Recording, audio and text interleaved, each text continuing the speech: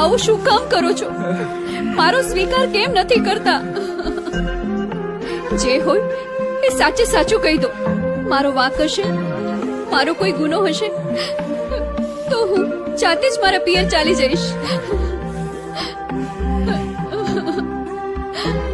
તો સાંભળ, કહેતા જીભ નથી ઉપડતી તો પણ હું હિંમત રાખીને તને કહું છું, હું રાતે તારી પાસે કેમ આવું?